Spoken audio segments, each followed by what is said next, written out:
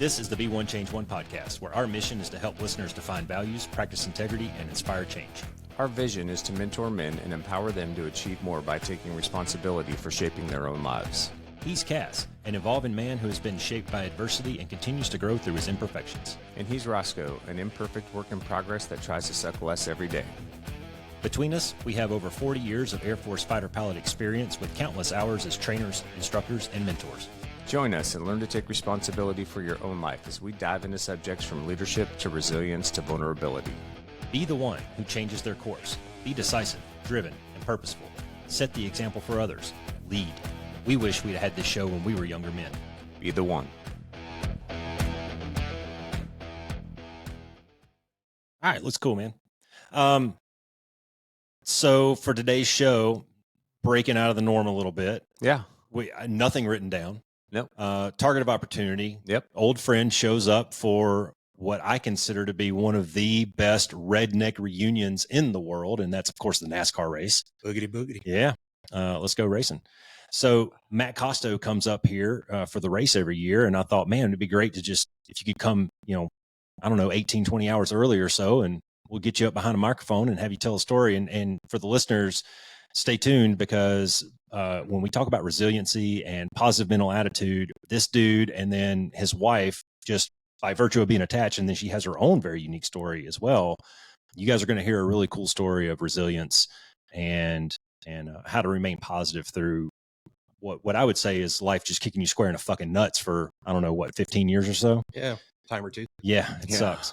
So Matt and I go way back. We were crew chiefs at Elmendorf. What did we say? 25-ish years ago, 24 years ago. We met in 2000 in the 19th Fighter Squadron. It was still the 19th Fighter Squadron. It was before maintenance and ops split for, I think, what was the second time. And Matt and I, we were always kind of yin and yang. It seemed like one of us was on day shift and one of us was on night shift, or vice versa all the time. We didn't really work together so much as we did. We worked, I don't know. I think we complemented on either shift. And the one really cool story was, you remember when 9014 broke, it had the flickering light in the gear handle. Yep. One of our two-seaters had a flickering light in the gear handle, and there was just, it kept coming back and kept coming back. And it was like the third or fourth time. So they fucking grounded the jet. Yeah. And they threw it in the hangar and put it up on jacks. And I was an expediter at the time. Matt's crew chief, and he's one of the lead dudes on night shift. And I'm sitting in the morning meeting with Mark Walker, actually, who we're going to see tomorrow at the NASCAR race. And so Mark says, he was our AMU captain at the time. He was a former senior airman that transferred over to be a maintenance officer, and he was our maintenance officer. Okay. And so Mark, I'm sitting there in the meeting with Sambo and Mark Walker, and Mark goes, "Hey man, who's your best hydraulic troop on day shift?" And I kind of sat for a second and I went, me? And Mark looked at me and said, "Give him your radio, go get your coveralls and get downstairs." Fuck, well, that fucking backfired. Shit. I'm not driving around in the heated truck anymore. I'm in the fucking cold ass hangar doing fucking maintenance. And no shit, man, for 3 weeks, 12-hour shifts on days, 12-hour shifts on nights, no days off, 7 days a week for 3 fucking weeks. And we finally fixed that jet, and it ended up being like a 50-cent check valve up in one of the hydraulic lines in the landing gear. But, oh, really? But the worst part of that, I mean, we had printed out the schematic diagrams from the maintenance manuals and taped them to the side of the jet, and we just sit there and stare at it and draw on it with Sharpies and dry erase markers and shit. And I remember coming in one morning, and it might have been like a weekend morning. There wasn't very many people there, but I came in and Matt says, "Dude, did a lot of troubleshooting last night. I am 100% confident it is the utility manifold." "No, Matt, it's not the fucking utility. Dude, it is the utility manifold. I'll take this to my grave. It's fucking utility manifold." "Matt, it is not. No, like it can't. The utility manifold is like one of the worst fucking parts to change in the is it really? It's got like 15 hydraulic lines, and it's hard to get to, and they're all like this big, and it's the utility manifold." He was sold. He was 100% confident it was, fuck, okay, God damn it, I'm going to change the fucking. So by the time he comes in the night shift, I had changed the utility manifold. Guess what? Wasn't the utility. Didn't fix a fucking problem. So anyways, lots of stories to come in the next, I don't know, 60, 90 minutes or however long it takes. But welcome to the Be One Change One podcast, Yeah, welcome, Matt man. Kosto. It's good to have you here, brother. Thanks for having me. Thanks, man. Well, I mean, I want to just get right into it, Matt. Sure. Or Cass, you got anything you want to lead off with? Dude, I got a ton of questions, man. And for the listeners, again, in my book, Work Hard, Don't Suck, there's a chapter in there called Positive Mental Attitude. And there's a story in there about a guy who ends up losing his leg. And that guy is Matt. And what a total inspiration to even be sitting here, because that was, that was a scary moment or two, laying there on the pavement. Yeah, I came close to bleeding out. Yeah. So Wow. bystander came up, used my belt as a tourniquet. Nice. Saved my life. Yeah. I was conscious the whole time. Pretty surreal. How long ago did this happen? It was October of 21. Okay. So not that long ago. Fairly recent, grand scheme of things. Well, let's back up the truck just a second, though, because that's the second time you laid the bike down. Yeah. What happened on the first one? So the first one, I was actually up here about this time of year, 2015. Bike week was going on. I was up here with my wife, Virginia. Went to bike week. It was hot, hotter than we wanted it to be. So, okay, we'll start picking our way down to back down to Tucson. And we were on the 101, and it's this time of year. Traffic sucks on the 101. Yeah. We were talking on the way over spring break, snowbirds. Well, you got spring baseball. training too, so it's just packed. It was, and so cool. We'll take surface streets, and so we started heading down AZ Highway. Got to Queen Creek, coming through an intersection. Bright blue bike, lights all on. I had a bright orange shirt on. Coming through the intersection, and a commercial truck and trailer made a left turn right in front of me. No way. Doing about 50 miles an hour coming through the intersection. Couldn't lay it down because my wife was on the back. Didn't want a high side. So I picked an axle and stuck the bike. Oddly enough, it was carrying the ticket booths for carnivals. Oh, really? So I Did you win? I won something. Aimed for the front axle, actually hit the rear axle dead center with the bike. Brought the handlebars through both my legs. Caught my wife and the motorcycle with my back and my face up against that ticket booth. Oh my gosh. Jeez. So once all the metal stopped moving and rubber stopped making noise, I was conscious for that whole thing too. Had my helmet on, had my ballistic glasses on, had my gloves on.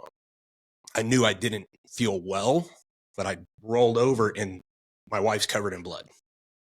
And I'm thinking the absolute worst. And her first thing was, no, it's okay. It's your blood.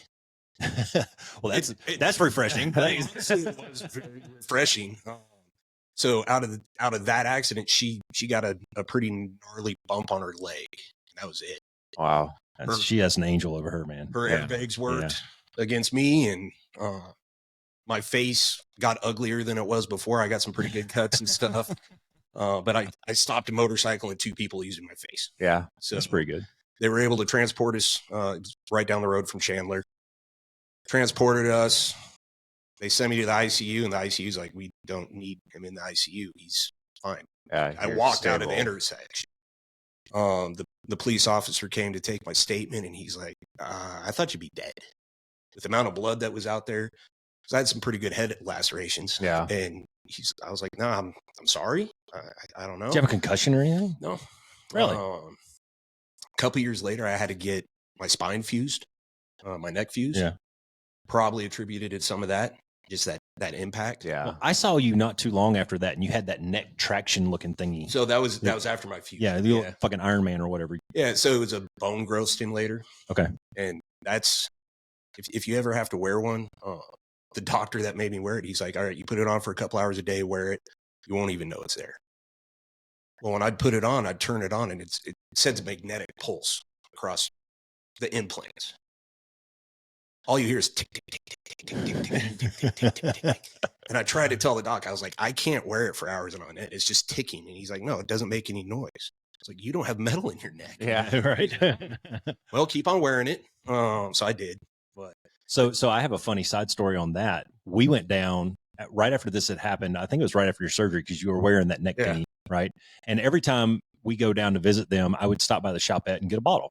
And I think it was close to Christmas time. It may have been around Thanksgiving or something, but they had the gift those gift sets they put out at the shop that have Yeah. like a couple of glasses and a bottle. And I Yeah, brought a sure. bottle of Knob Creek Yep. and a couple of sipping glasses down there. And as soon as I walked in the house, Matt and I opened up the Knob Creek, pour a couple of fingers, and to watch him try to drink Knob Creek out of a When he glass can't move his with neck. his fucking thing, that was funny. He's like moving his whole body trying to drink. Made it work. I mean, Yeah. we need to do what You you need a got bendy to straw, man. It's all about the bendy straw. I think I got a straw. I think I drank some decent whiskey through a straw. I mean, I was surprised at how good that Knob Creek was. Yeah, it's good. but yeah, that was the first accident. Recovered fairly quick. The bike was totaled. Yeah. What year was that? I'm sorry. I think it was 15. Okay, so So- yeah, it's been a minute. Okay. And my goal was, well, I'm going to ride again. Things progressed, and yep, I ended up buying another motorcycle, better than the last one. So, and I rode the hell out of that motorcycle. Yeah. And this is Rose. This is Rose. Okay. So all my inanimate objects have names. It's just easier when you know you're going to tell stories about them. Rose was my bike. Bought it brand new, July 7th of 2016. Okay. Rode it home in a monsoon the day I bought it. Christened this bike, and after that, it was nonstop. This is the universe trying to tell you something. Buddy. Yeah, right. Rode it for until 2021. I had about 35,000 miles on it. I'd been to San Diego, all over the state. My rider confidence level through the roof. Yeah. Well, you've been riding for years, though, right? Yeah. Yeah. Experience. Yeah. I knew the bike. I knew my limits. I knew the bike's limits, and loved that bike. Loved riding. That was my happy place. Being on a motorcycle was my happy place. One Thursday, I had to have a garage door guy come out because I don't mess with tension springs. Yeah. It's just more than I want to deal with. Yeah. So he came out and fixed tension springs, and I was like, oh, my bike's free, and I have the whole afternoon. So I pulled it up, cleaned it. I live 3.5 miles down a dirt road. It's not often I ride my bike, but the weather it was October, weather was good. Got the bike all cleaned up. I was like, I'm riding to work tomorrow. And woke up the next morning, made my coffee, threw it in the saddlebag, leathered up, had all my gear on, and started my trip to work. Didn't end my trip to work, but I started. Didn't finish at work. Yeah. How far of a drive is it to work for you? It's about 25 miles. Okay. So most of it's pretty low key. We can sneak in the back gate at DM, and 3.5 miles of dirt road, then some cool twisties, and then a little bit of surface street, and I'm at work. Yeah. So at the time, I was smoking 2 packs a day. I didn't have any cigarettes, so I was like, all right, I'll stop at the Speedway, grab some cigarettes. Speedway, you got to make a U-turn to get to it. So pull up, lights red, I stop. Okay, everything's good. Light turns green. There's traffic turning in front of me to go north. I creep out, no traffic coming straight through. Everybody's in the turn lane, so I start a nice tight U-turn. Start the U-turn, first gear, I push over. I just completed the U-turn, check right, because I was going to make an immediate right-hand turn, and that's when I saw headlights, heard horn, heard brakes, and instant impact. Wow. So they hit you off the right side? They kind of squared away on the right side. So somebody taking a right-hand turn that didn't see you? Well, yet to be determined. Apparently, they were coming straight through the intersection. Oh, so they ran the light.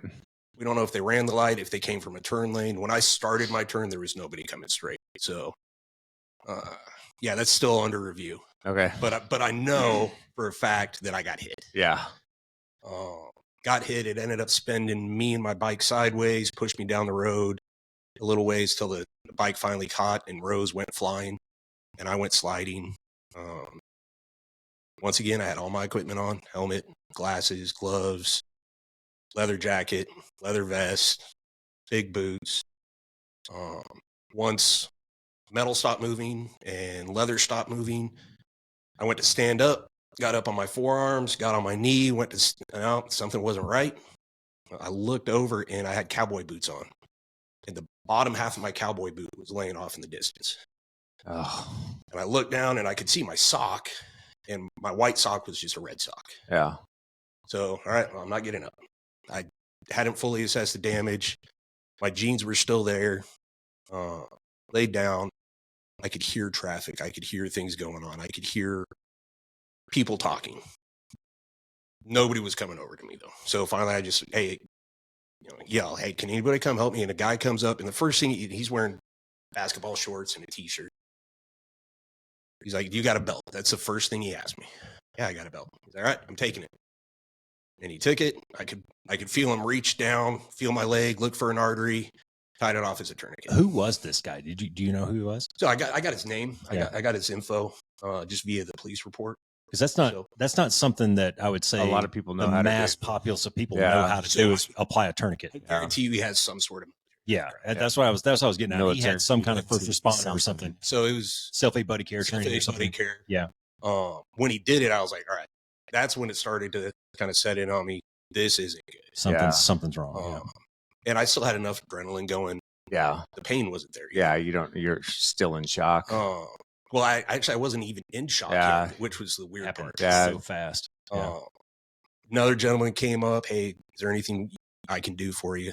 And I'm working to get my cell phone out of my jacket so I can call my wife. And I was like, yeah, I need a cigarette. I was coming to get a cigarette. He's like, I don't smoke. I was like, well, you asked me if you could do something. And he's like, what kind do you smoke? And I was like, the kind with tobacco. That's all I care about. There's a Safeway right over there. Well, literally. I mean, so he disappears. I turn the Bluetooth off from my bike, and I managed to call Virginia. And by that time, shock was starting to set. Yeah. That time, the gravity of, hey, I got a guy with a tourniquet on my leg in the middle of an intersection. My bike's about 40 feet away. Wow. So I knew I'd been schwacked pretty good. Yeah. And I called her, and I told her, I was like, I'm middle of Valencia and Houghton. And the bike's destroyed. I'm not doing good. Something's wrong with my leg. Can you come get me? So, of course, she starts making her way down off the mountain. Guy comes and he brings me a cigarette. Champion. So Champion. I'm laying there with a tourniquet on my leg, smoking a cigarette in the middle of the intersection.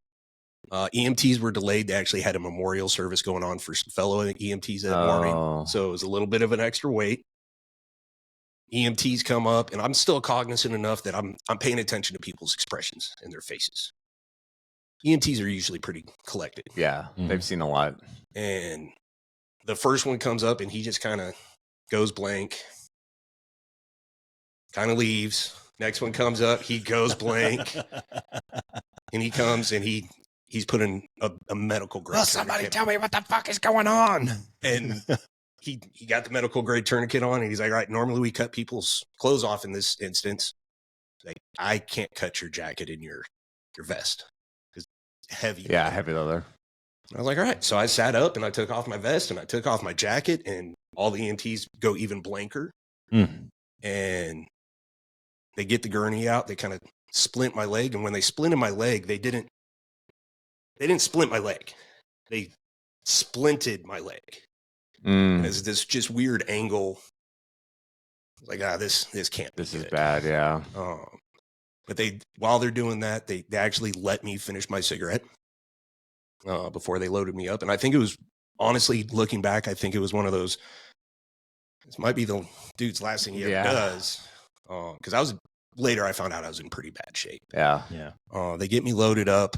By then I'm back on the phone, and I'm trying to call one of my coworkers to let them know, hey, I'm probably not going to be into work today. Yeah. And they get me in the back of the ambulance while I'm talking on the cell phone, and Virginia shows up at the door. She made it there fairly quickly. Yeah. And I'm trying to talk to Danny, and she's like, do you want me to talk to Danny? And I was like, sure. And I hand her the phone. Who's Danny? Danny's my coworker. Okay. Hand her the phone. She asked, what hospital are you going to? St. Joe's. All right. And they close the door, and we start going. So now I'm thinking, all right, my bike's gone. I don't even have a phone anymore. Oh, Virginia has your phone. Virginia has my phone. And they transport, and we get to the hospital, and they open the back doors. And where I live, I've got some beautiful mountains right out my back doors. and it was the same view from the hospital, but the sun was starting to come up, and I look at the EMT and I was like, hey, at least it's a beautiful morning. Yeah. And then they got me into the ER, and wow. They'd given me some drugs, of course, some morphine, some other things. I needed to be coherent. Did they start bagging you with blood right away too? No, they hadn't done that yet because they hadn't even drawn a sample to see what blood to give me yet. Oh, okay. Their big thing was they were still trying to control the bleeding. Yeah. So you wait. When you rode your bike, you weren't like Maverick with your dog tags flying in the wind like this? Well, I had the O positive on my foot, but apparently the foot was in the intersection. So no, they had to keep me coherent and talking because it's, what's your emergency contact? What's your sure? So the drugs they had me on allowed me to do that, but at the same time, I could also feel everything. Oh, okay.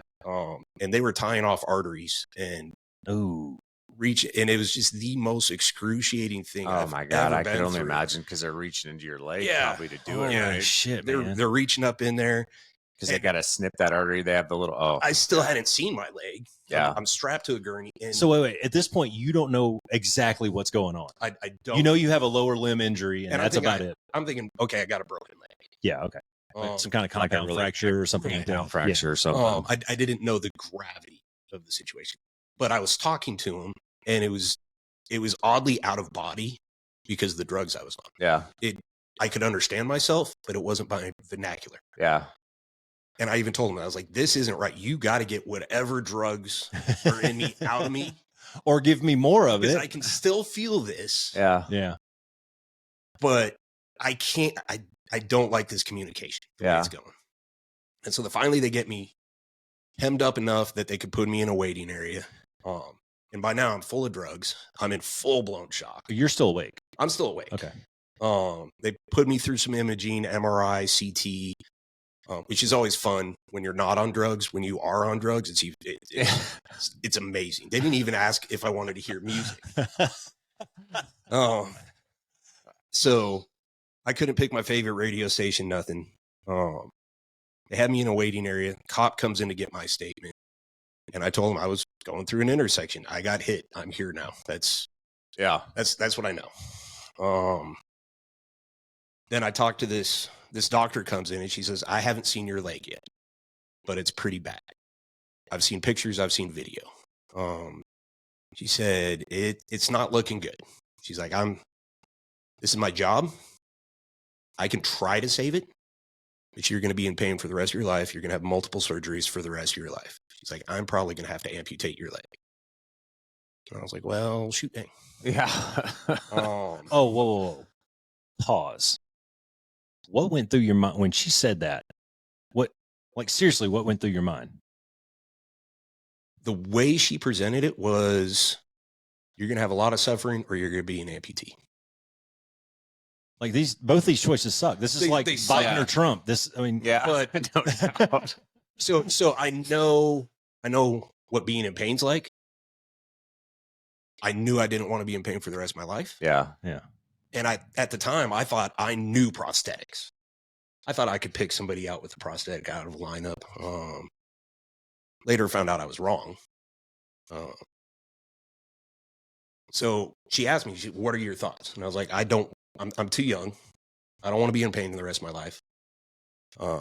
If you got to, try to save it, please. Yeah. If you can't, I get it. It's got to go. Yeah. And she's like, right, that's all I needed to know. I just need you to sign here, here, and here. What the fuck, man? That's crazy, and man. Doc Trunkin, she's an amazing lady. Yeah. And then she's like, I'm going to introduce you to, I don't remember the nurse's name, and she's going to give you something to make you a little bit more comfortable. And this little blonde nurse came in, and she's like, all right, surgery room's prepped. We're ready to go. I'm going to knock you out now. We'll see you tomorrow. Yeah. How much time has passed at this point? Do you remember? Before I started surgery, it was probably about 3 hours. About 3 hours. So you're just laying there with fucking guts hanging out of your leg for 3 hours. And I had, a sheet over everything, and I was strapped in. And by then I was on IVs, and it was surreal. And she told me, I'm going to knock you. And she did instantly. Yeah. And then time disappears. Yeah, sure. Yeah. And Next thing I know, I'm waking up, and I didn't know if I was in purgatory or the gates of heaven. All I knew is I couldn't move anything. I couldn't really see real well, but I could see there was blue sheets around me. Brilliant blue sheets. I remember those vividly. And then everything starts coming into focus, and I could hear people. And finally, a nurse came in, and she's like, okay, so you just came out of surgery. You're in a recovery area. You're not in your room. She gave me my glasses, which explained why I couldn't see very well. Yeah. She gave me my glasses. Okay, that's much clearer. For those of you not watching on YouTube, you need to go check out the thumbnail and check out Matt's glasses. Yeah. and then it'll totally make sense. Yeah, losing my leg is way worse than losing my vision because I was already almost there. But she gives me my glasses. She gives me my wedding ring. And she said, you're going to be recovering for a little bit. Is there anything I can get for you? And I was like, yeah, can you move these sheets? Because by then, everything had come into focus again. Yeah. And I remember talking to the doctor about, I might have to amputate your leg. And she paused for a second. She's, well, yep. So she pulled the sheets down and had 5 toes on my left foot and a football where my knee used to be on my right side. So, wow, I'm in it. that happened. I'm an amputee now. Wow. And at that point, I realized, okay, probably pretty lucky. Because again, the whole time leading up to talking to the doc, I had no idea of the gravity. Yeah, I knew something was mangled. Yeah. But I didn't think it was that bad. Have you talked to Virginia at this point yet? No. At any point since you left her at the ambulance? No. You haven't talked to Virginia? Haven't talked to her. I've given 80 different medical providers her cell phone number, her name, my date of birth, her date of birth. But I hadn't talked to her yet. Can I bring up 2 quick points real quick? So one thing that you said at the beginning, this is more safety related. It's not really a burning question for you necessarily. But one thing that I love that you said at the beginning, because I used to ride, was that you knew your bike and you knew the limits of your bike and you also knew your personal limits. And so I just want to tell any of our listeners out there, especially the young men, if you think you're going to start on a Ducati 828 or on a Gixxer 1000 or 1100, you're a fucking idiot and you're going to kill yourself. It's valid. You've got to start on a small bike and you've got to figure out how to ride and you've got to realize what kind of skill level you have. And you've got to ride for some time on that bike too, because different environments, different weather, different roads, it all makes a difference, right? Well, the other guy's always trying to kill you too. And you've got to build that awareness because you've got to be very defensive on a bike. So that's 1. And 2, if you don't know how to fucking do a tourniquet, it's not that goddamn hard. Watch a YouTube video and pay the $30 because if you do ride a bike, having one in your backpack or on the bike somewhere is probably a really good. Or even if you go hiking or camping, having a fucking tourniquet on you at all times, and you can get them on Amazon for like $30. Bro, you can take you will save a limb. And that shit that they used to say, I know it wasn't true in your case, but it used to be when we were growing up, it was, well, if you tourniquet a limb, you're going to lose it. No, that's not the case anymore. Yeah. So no, anyways, everybody, just a side note, everybody should take some sort of first aid or first responder or some kind of preparedness class because you're exactly right. Dude, I can't tell you how many times I've been out hiking just on a benign hike and there's somebody there with a twisted ankle. They stepped on a rock wrong. Shit happens, right? And if you don't know how to splint an ankle or splint a lower leg injury or make a shoulder harness out of a t-shirt or some just basic simple shit. How about you get caught in a fucking hailstorm on the side of a mountain and you're in shorts and t-shirts. Starting that show. What do? You get underneath the pine tree and you build a little fire with some Purell hand sanitizer and some Doritos. Yes, Doritos will start fires. Well, they're good fire. You start a little fucking fire and you and your buddy can survive for a few minutes until the hailstorm passes. Yeah. Anyways, I didn't mean to take you off track there. No, I was going to actually pile onto that and say, wear your fucking PPE. And wear your PPE. If you're one of those cool guy motorcyclists out there, because Arizona is not a helmet required state, right? So I had the last bike I had was when we were stationed in Hawaii, and the Hawaiians killed me over there because they would ride around on these tricked out road bikes with what they call slippers, which are shorts and flip-flops. They'd be in shorts, tank tops, flip-flops, no helmet. And I'm like, you guys are out of your fucking minds. You see it all the time down here, and I cringe. I've berated some motorcycle riders. Yeah. And I had to put my bike down in Hawaii, and it wasn't that bad. I just ended up with some really bad bruises and some good road rash. Right. But I had all my PPE on, and it fucking hurt. Yeah. Well, and I had road rash for a solid, couple crashing weeks. sucks. It does. Yeah. Generally speaking, how many times have you seen this driving either on base or off base? There's an airman pulled off to the side of the road, putting his PPE in his backpack so that he can drive home. Yep. You fucking idiot. Leave your shit on, man. So, and since then, I've actually been able to have talks with motorcycle riders on base. That's with awesome. other airmen on base and Right share my story. Yeah. Share. Hey, I was wearing a half helmet. I was conscious through the entire thing. Yeah. No head injuries. Yeah. Well, the I shit lost works, my man. leg. Yeah. If I was wearing my chaps, it's the only PPE I wasn't wearing. Was it the leg that the crash side happened on? Yes. Yeah, that makes sense. And actually, the bone punctured my cam cover. Oh, did it really? So once I the saw force the bike, basically pushed, and it probably blew the artery too. Huh? it severed everything. Yeah. That's almost you didn't bleed out on the pavement. Yeah, The only thing holding well, my that foot tourniquet on saved your life. was my Achilles tendon. It Dude. went a pile of hamburger and mush with some bone in it. Ugh. Achilles tendon, foot. Oh my gosh. So Jeez. it was the doctor's assessment of she might be able to save it, but it didn't look good, was dead on. Yeah. It was too late. Yeah. Luckily, as far as amputations go, my amputation is the ideal limb amputation.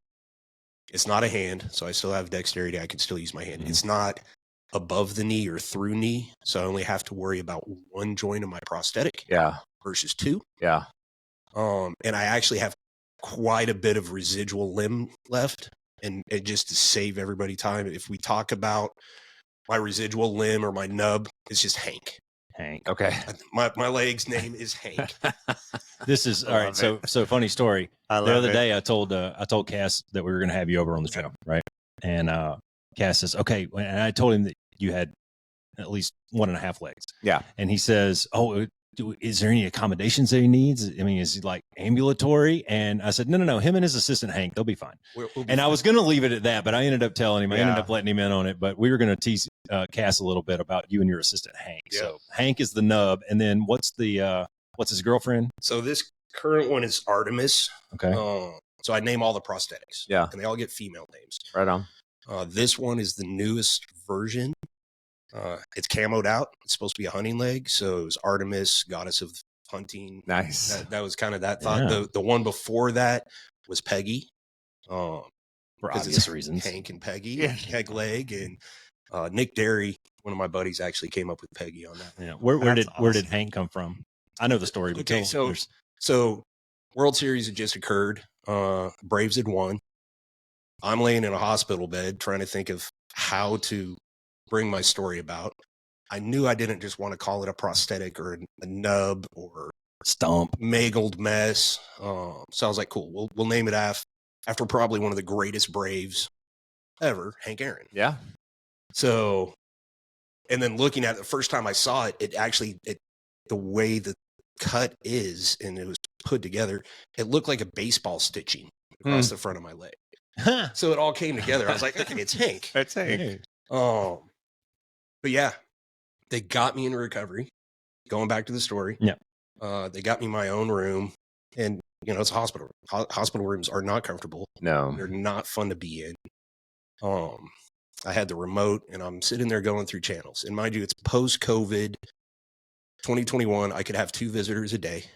I've got a wife and 2 kids, so they had to play who do we think Dad's favorite is? Yeah, and my daughter came, which valid choice. I'm not gonna lie, she's probably my favorite.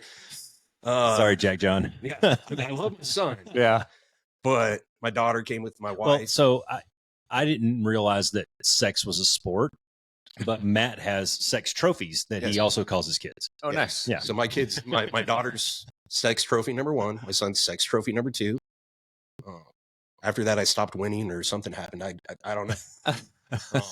I made 2 perfect kids, and I decided it was time to stop. You got old and a new generation came in. That's what happened. Yeah. But my daughter came in, and I'm flipping through channels, and Dad, how are you? I was like, well, I used to be able to tell you 10 fingers, 10 toes. That's out the door now. Yeah. And that's when I decided, okay, I got to use humor to get through this. I want to get out of this hospital as soon as I can. And I was still trying to understand the gravity. I still had to do another surgery because they literally had just done a clean amputation. They hadn't closed anything up yet. So I had a wound vac on there. It's limp, bandaged up. It's the size of a football. Yeah. Like, actually, probably a rugby ball. Wow. It's big. It's all swollen. Yeah. So, okay, cool. And of course, I get a flood of messages and phone calls and text. By then I had my phone back because my wife had brought it. And it was just nonstop and work calls. Oh, I was on my way to work. Yeah. That's kind of a big deal. Yeah. My job pays the bills. I work on airplanes. Yeah. I don't remember seeing anybody working on an airplane with just one foot. This could be interesting.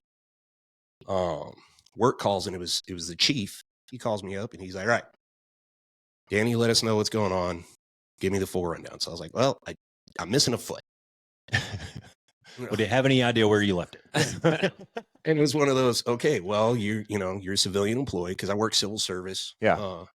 For AFRC, actually. And he's like, you were on your way to work, so we got to try to figure out if this potentially could be a workman's comp thing. We don't know. Right angle to take, though. They're trying to take care of you. Right? Dude, that's so awesome. It's good leadership. That's good leadership. And he's like, we're putting out the feelers to get you some leave donated to you, and the event you need to take leave. He's like, in the meantime, you're authorized to telework. Thinking, okay, I can do that. My wife was there, so I was like, tomorrow on the way to the hospital to see me, stop by work, get my laptop. Yeah. So I lost my leg on a Friday. Monday, I was dialed into the morning meeting, teleworking. Motherfucker. Nice. From the hospital. That's awesome. That same Monday, I started 2 college classes from the hospital. Wow. Because I thought, okay, I'm going to have time on my hands. hands. I'm going to be sitting here. We'll take some classes. Worst decision ever. Don't do that.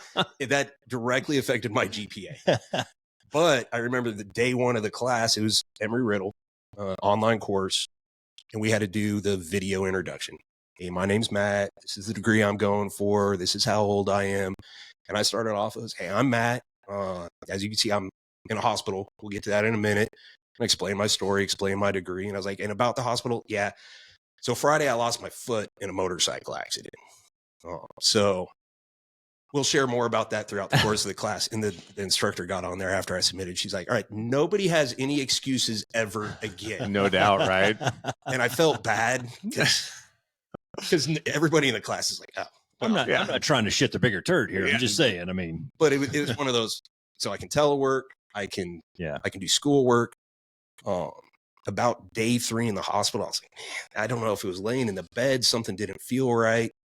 And so they start reviewing all those CTs and MRIs they'd done. And they're like, oh, you broke 3 ribs too. Oh, geez. So I have 3 broken ribs, missing a leg.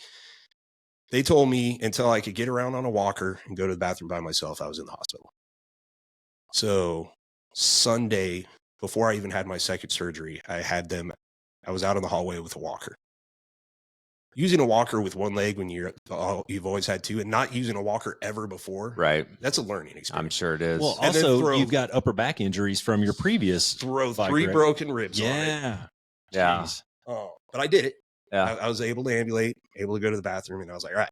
And by then, I'd been about 99% of the way through the internet, trying to learn about prosthetics and trying to learn about being an amputee and trying to learn timelines and how long it takes to recover from this and what kind of technology's there. Dude, my hat's off to you, man. That's amazing that you were able to pivot so quickly to, okay, fuck, this is it. What's next, right? Like, what do I mean, this is my reality now, and I'm just gonna move forward. Because so many people, I think, in a situation like that would just fucking crumble, right? They would just, would be overwhelmed by despair and grief and that's it. That word right there, yeah. grief, at some point you went through the grieving process. At some point down the road you do, but we've talked about this before. It's like in that moment though, you want to solve the problem. Yeah. Like I got no leg. Okay. what do I do? I mean, I got to go to work. I got to learn to drive. I got to, Right. Yeah. you know, and we'll get into all the modifications you had to make on your house and all the, I mean, like listeners don't understand. I mean, those of us who have never lost a limb don't understand, but your whole fucking life changed. Yeah. Right in that moment. Everything changed. Yeah.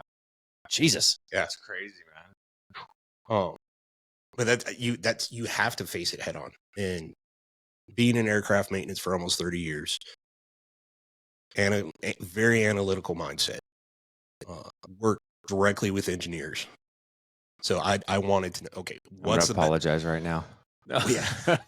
What's the best prosthetic? What's the best way to go about this? Yeah. And I got to that, and I go through the VA for all my prosthetic stuff. They're amazing. Props. 99% of the stuff the VA does is amazing. Yeah. It's that 1% that still gives people a bad taste. You always hear about the bad shit. Yeah, then that's what you hear in the news. Yeah, and the VA actually reached out to me. Yeah. The head of the prosthetics department reached out to me, actually polytrauma department. Yeah. And said, hey, I heard you lost a leg. You want to come by? We can talk about it, figure out what we can do for you, see if you're a good fit. See, you know, you have other options. I could go through TRICARE. I could go through. Sure. But okay, I'll give them a shot. Yeah. Worked my way out of the hospital, got out of the hospital. So wait, this is like end of October. So this is ish. I was in. Accident happened on the 8th on a Friday. The following Wednesday, I got discharged. Did you go as a pirate for Halloween? No, but I went as a pirate for Ellie's wedding party. Oh, I remember that. Holy shit! Halloween. Yes. So I was the Dread Pirate Roberts. Yeah. One leg. So my daughter got married at the end of October. Oh my gosh. And she's special.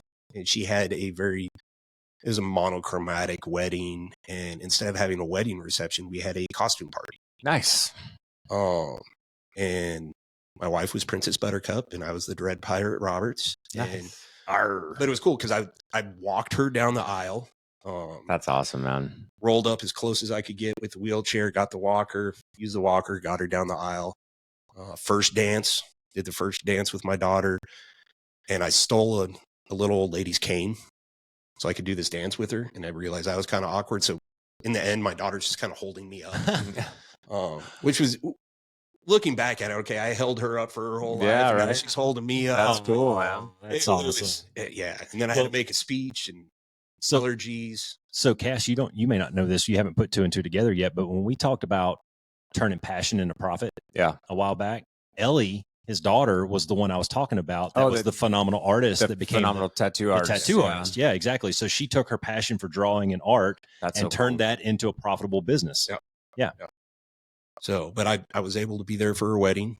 I was a pirate. Did she do your arms? She's done 99% of this arm. That one is badass. I was going to ask you where you're from because that totem's pretty sweet. So it's kind of an homage to Alaska / the Northwest. I grew up in the Northwest. Yes. Where? Scappoose. Okay. Right outside of Portland. Yeah, I grew up in just south of Seattle. Okay. That's why when I saw the totem, I was like, I wonder if he's from Seattle. Yeah. No. Sorry. But yeah, she grew up most of her life in Alaska, being a military brat. So she's big onto the Alaska. Yeah. It's pretty, man. It's a good looking tattoo. Well, throw her business name out there if you want to throw her some business. So Desert Moose, look her up on Instagram. She's pretty aight. She's pretty good. She's getting ready to open a new shop in Oro Valley, right outside of Tucson. Oh yeah. She did Collins. She did Zeus on Collins' forearm on his way back from Eglin, coming to Luke when he was PCSing. He stopped by. I'd put him in touch with Ellie through Matt. And because I was worried that he was going to go down there and get a fucking beach tattoo and end up with like a brontosaurus or some shit, or some kind of tramp stamp or something. So I said, no, go to a real artist, somebody who does this and is really good at it. And so he worked it out with Ellie and drove all the way from Fort Walton, stopped by Tucson, got inked, and then drove home. Nice. Yeah. So you're laying there in the hospital. I'm out of the hospital. Oh, you're out of the hospital. I got out of the hospital as quick as I could. Yeah. Sweet. I don't think people heal in hospitals. There was no way I was going to be able to grasp a new reality if I wasn't in a realistic environment. Sure. So get home, the drive home, had to drive through the same intersection. And I was like, wow, okay. Mind you, I still haven't seen the motorcycle. I know I'm missing a leg. my wife, she works right next to where I was in the hospital at. So she was able to come every day before work, every day at lunchtime, every day after work. Super supportive. And now we're going home, and we get home and 3.5 miles down a dirt road. Have a concrete pad out front, but that's about it. Yeah. You walk in my house and you either go down steps to get to the bedrooms and the bathrooms, or you go down steps to get to a kitchen and living room. There's steps. Yeah.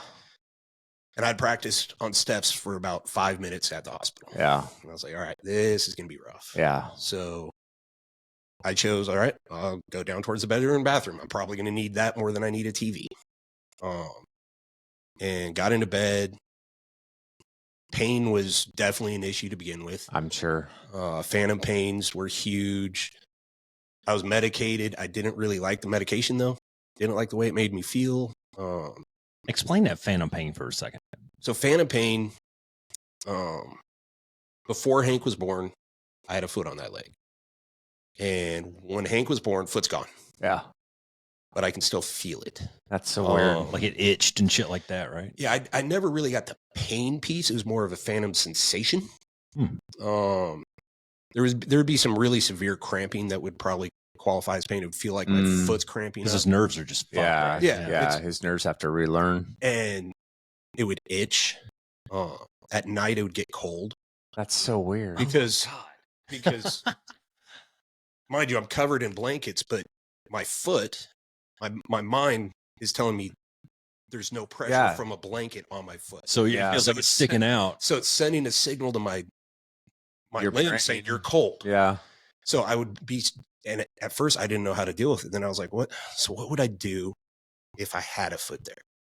I'd tuck it under the blanket, or I'd just roll over and try to get it warm. So I would roll over onto my right side with broken ribs, and instantly, my brain's like, oh, there's pressure now. It's covered. Feels good. That's so fucked up. And oh God, what a trip. Every once in a while, I'll still get some of those weird itching, cramping, but for the most part, it's gone. Yeah. They had me on gabapentin, which is supposed to be kind of a nerve blocker, and it just puts you in a brain fog. Yeah. I don't like it. I didn't like it. Nope. So I stopped taking that. They gave me Lyrica, which worked a whole lot better without the brain fog, but I broke out in a rash from head to toe. Well, Lyrica's like an antipsychotic too, or some shit. Which probably is why it was working for me really well. My back doc tried to put me on it for a little bit, and I was like, oh, no. So, gabapentin's anti-seizure. Lyrica's more of a mind. But, again, I broke out in a rash. I was like, all right, I'm just going to stop taking it. And the doc's like, no, you have to take something. I was like, I will. Motrin 800, man. I was in the military for 30 years. Give me some vitamin M, bro. Rewrite me that prescription. So, honestly, that's what I take now for everything. That's hilarious, because the joke always was you walk into the doc holding your arm, and he would give you some fucking Motrin. It's horrible for you. It is. It really is, but it works. It's effective. And it's not the same as the ibuprofen that you get out of at Walgreens, a little 200 milligram. No, it's 800 milligrams. It's got to be that big horse pills. And that's what I take. And mostly I don't take it for my limb. I take it for my shoulders, my back. When your foot bone's connected to your neck bone and your foot bone's gone, your body goes through all. So having previous back injuries, having previous shoulder injuries. Yeah, well, I'd imagine too, there had to be that period of time before you got the prosthetic piece of it figured out too, where your body's just super overcompensating, right? And what that must have done to like your hip on your good leg, your knee on your good leg, and what that does to your back. I mean, it's like you're saying, it's all connected. Everything's tweaked. Did you go to a chiropractor at all? I did a little bit. Most of it was just through physical therapists, doing squatting exercises, doing stretching exercises. And that would my biggest takeaway, and really the worst part of being an amputee is knowing those limits, knowing how far you can push your good leg, knowing how fast you can push the recovery process, because every amputee has a different story. For every amputee, there's a different story. There's a different cause. There's a different timeline. It took me what seemed like an eternity to heal. And I would go online and I'd see these people that were, they lost their leg 2 months ago and they already got their prosthetic. And here I'm still bleeding from my injury. Yeah. And it took it took a long time to realize, okay, I can't set my goals based on theirs. Yeah. And once I got past that, the whole recovery process started getting a little bit easier. Well, let's stick on that for a second, because we've said before that comparison is the thief of joy. Right. And if you're constantly comparing yourself to someone else and what they're able to accomplish in their life, then you're missing. Oftentimes, you're missing your own capabilities. Oh yeah. And that's why I say, man, just focus on you and focus on your process, because Cass may be a faster runner than I. And if we go out there and do a half marathon or whatever, well, he's going to take off running really fast. And if I let that discourage me, then I'm going to lose focus on my breathing and on my pace count and all that stuff. And then I end up burning myself out. And now I don't finish. So the better thing to do is, like you said, man, you got to really compartmentalize and focus on you and your process and stick to that. Well, that's so true about what we talk about too, because even the values, exercise, all that stuff, it's an individual process. It's different for everybody. And it goes right in line with what we talked about Dr. John, right? Which was, don't get focused on outcomes. That's right. Focus on the process you're in and focus on that. That's how you win. That's it. That's awesome. I wasn't wired that way before I lost my leg. Yeah. It wasn't so much a competition. It was, well, it's normal for Bobby. Yeah. Yeah. Why can't Hank heal? Yeah. Well, I think we get something I'm doing wrong. We get used to the idea of, this I don't know, this construct of what one man can do, another man can do. Right. And there's a little competitiveness in there. I mean, we saw it in our world that we grew up in. We saw it in the maintainer world, man. If he can do that, then why can't I do it? Maybe sometimes it's a physical limitation. I got yelled at one time because I wouldn't put this chick on locks servicing. She was skinny and she couldn't lift the fucking bottles, man. Yeah. I mean, sorry, you can't do this job. Physically, you cannot do this. But that aside, the mentality piece of it is we often, especially as men, we get wrapped up in this idea of this competitive, well, if he can do it, I can do it kind of thing. The comparison game, just like you were saying, man. Yeah. But it can come in handy. As an amputee, I pull that card a lot. How's that? Somebody will say they can't do something. Oh, I'll go do it. Yeah. And tell them, okay, the dude with one leg just smoked you. Yeah. What's your excuse? Yeah. This motherfucker he got to go snowboarding in Breckenridge. That's badass. 2 winters ago. Yeah. So through the VA snow machine and alpine ski, it was great. That's so cool. And I didn't know if I could do it. Yeah. I can do it. Who knew? Turns out you don't need 2 feet to snowboard. So really the only thing that I haven't done since I lost my leg is run.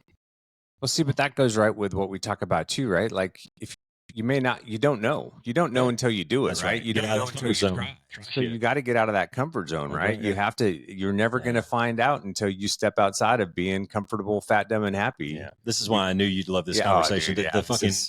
The listeners are hearing out of you. They're hearing all these same fucking themes that we talk about all the time, man. And it's, you have to adapt. Yep. You got to pivot sometimes. You do, man. I mean, and in your case, it was like 180 degrees. Like I thought I was going to go jogging today. Turns out I can't jog. Yeah. So you had to create your own. You had to create a whole new reality for yourself. Yeah.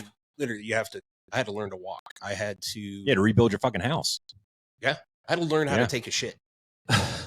Honestly. Yeah. It's something you don't think about that. Yeah. People with meat legs. Yeah. Don't understand. So when you sit down on the commode, whether you know it or not, you're bracing with both feet. Yeah. Well, the first time you do it and you don't have a foot, now you're not bracing. Well, I know what I'm trying tonight when I get home. So hopefully they've given you some laxatives, because otherwise you're pushing, and that's weird. Once it's all said and done, you got to wipe your ass. Yeah. And you get so used to literally you just kind of push it. Yeah. Well, there's nothing to push up with anymore. You can't push up on that side anymore. These are the things you just don't even think about, right? The first time I'm on the shitter, I was like, what? I don't want to call the nurse in here. Yeah. But I'm getting close, and I was like, all right, I'm going to lean on this wall. And made it work. I adapted. But yeah, I mean, I had to learn how to get in a shower. Yeah. With one leg. Yeah. Yeah, how do you step in, right? How do you step in? Jesus. Yeah, just step in, because there's nothing there. I can't take my walker in there. Yeah. You use a crutch. You get in the shower with your prosthetic? No. So, and a lot of people do. I'm not a fan of the idea, because the one thing I have to make sure is 100% okay on my body every day is Hank. I got to make sure there's no ulcers, that there's no hematomas growing, which has happened since the amputation. I got to do a skin check. I got to look it over. If I get in a shower with my prosthetic on, I can't look at it. And I can't clean it. Yeah. And I have a liner, a silicone sleeve, 5-ply sock, insert to the socket itself, the band, my outer liner. That's a lot of layers on there. It sweats. We live in Arizona. Yeah. It gets warm here. I got to get that bacteria out. I got to clean it. If I'm standing in there with a prosthetic, once I'm done, I still have to sponge bath it. No, so we got a shower chair, and I roll up with my crutches and swing my ass down, swing my leg over, stand back up. Most of the time I shower standing up on one leg. Yeah. Just so I can wash everything, make sure skin's good, get everything clean. When I get out, I got to sit back down. And then there's times that having a chair in the shower. Oh, it's really nice, man. Not bad. It ain't bad. There's times I'll spend an hour in the shower. Okay. Full disclosure, I have a fold-up metal chair in my shower. Seen it, used it. My mom my mom was visiting and she broke her foot. So I went down to Walmart and for like $5, I got one of those stupid fold-up metal chairs and it's still in my shower. It's phenomenal. Comes in handy occasionally. But yeah, learning to do that. Once I got my prosthetic, how to climb a ladder. Aircraft boarding ladder. Yeah. Big giant ladder. Yeah. Again, learning how to walk up and down hills. Steps, everything, right? Steps, balance. And it probably had to, once you learned how to do it on one leg, then when you got the prosthetic, you had to figure out how to do it with the prosthetic. So, and every prosthetic, so I've got multiple prosthetics so far because and they're all different. Yeah, Hank's going into atrophy and because there's nothing connecting that calf muscle. So he's shrinking. And once it shrinks so far, you have to get another leg.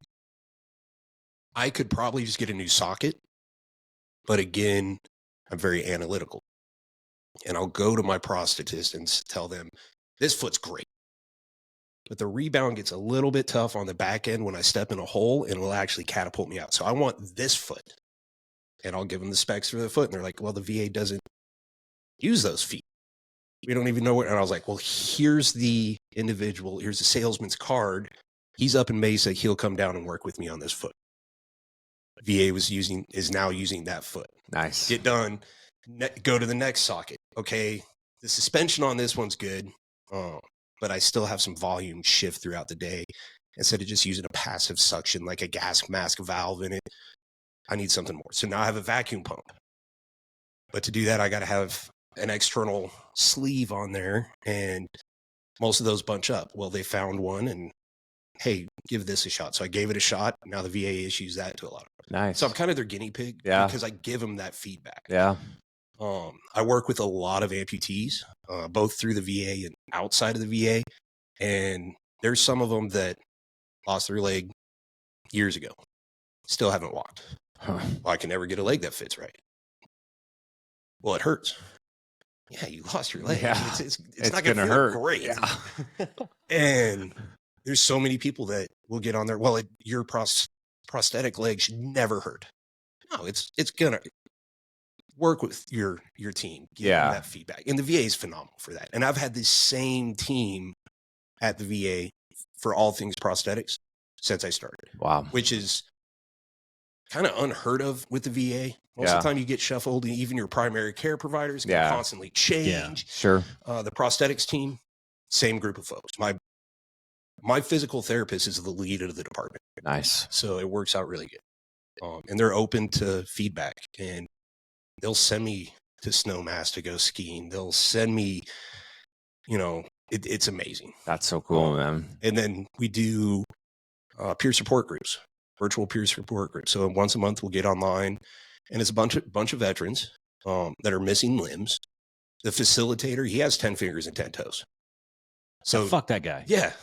And literally he understands that. And he starts us off on a path and he's like, all right, have fun. And then he taps out. Go do veteran things. You guys talk TikTok. Cool. That's the way it's supposed to work, man. That's cool, man.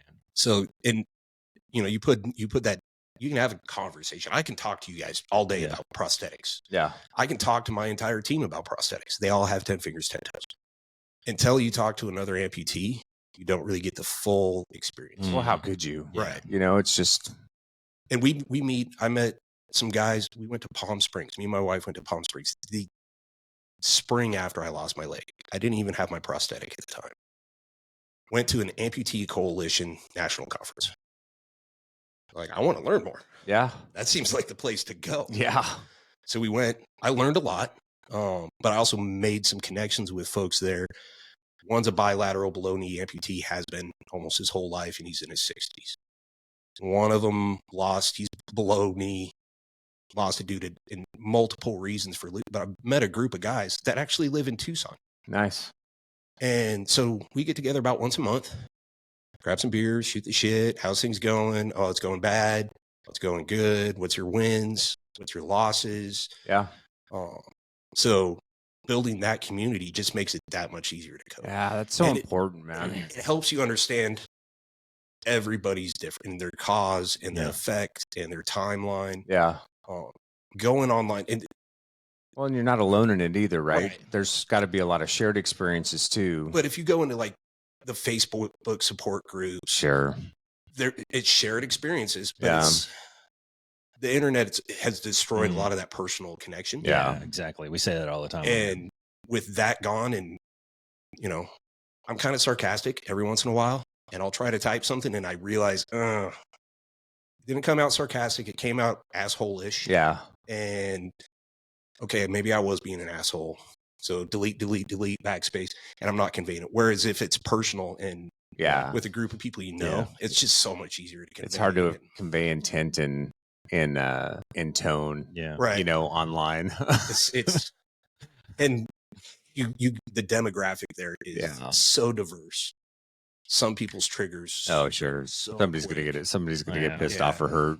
So. But that's so good. I'm glad you said that, man, because the other thing that we talk on the podcast a lot about too is, dude, you need support. Like you don't have to go through things alone, right? Like you've got to do the work, but there's people that you can put around you that will help you get that work done, right? That will help support you in that process. And that's important to find. So, and that was the catalyst to my recovery. And we kind of hit on it earlier with my wife, the amount of support I got. Yeah. We're all wired in a way that, I mean, when this happened, Paul was one of the first people to call me. What can I do for you? When my wife went through stage 4 anal cancer, sudden diagnosis. Luckily, Paul lived close enough. I was able to call him up. Bro, can you and Katie come visit? We came down like that weekend. Yeah.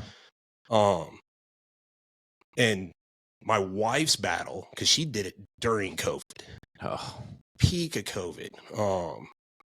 Pretty sudden onset, pretty sudden detection, instant treatment, chemo, radiation. She got rocked, and I couldn't even go to her appointments with her. Yeah. But we had folks like Paul and Katie. We had the Murrays. We had the Reeses. Yeah. They were bringing meals because they knew I was going to be busy. They knew she wasn't going to be up to it. Just coming out supporting us out of the woodwork. And my wife, so she fought. She's the motto of fight with a smile. She went through her entire treatment. I think she missed 2 days of work during COVID. But she would come home and she was wrecked. Yeah. But she fought through it. Yeah. So when I lost my leg, that was one of those things of she's a badass. Yeah. If I can get through half of what she went through, yeah, I'm good. Because literally mine was quick. Yeah. I got an amputation and I was recovering.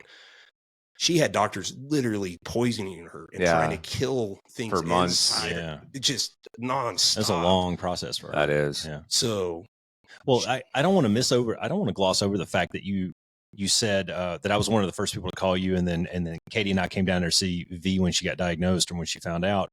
But I just want to tell this side story real quick. Is your accident happened on a Friday, and I think I waited until about the next Thursday or Friday before I called. I needed to give you some space. Katie and I were talking about it, and I said, I'm going to give you some space. I had texted back and forth with Virginia a little bit, and I was driving down Patton Road on my way to my house, and I said, you know what, fuck it, I'm going to call Matt and see what's up. and it's evening time, 4 or 5 o'clock in the evening. And I called him and he goes, "Hey buddy, what's up?" It's like, no like fucking, nothing happened. like nothing happened. Yeah. And we talked and we were making pirate jokes and shit on that first phone call, and so, yeah, humor is really the best medicine. And then, fast forward, we went down for, Virginia's thing. They called us up earlier that week, and Katie and I, it was over Labor Day weekend. We dropped what we were doing. We drove down there and no shit, man, knocked on the door, and Virginia was like, "Hey, you guys come on in." You'd have never known. Yeah. You'd have never known. Yeah. Inside of her, things are dying and rotting and fucking killing her from the inside, and never knew. Never knew.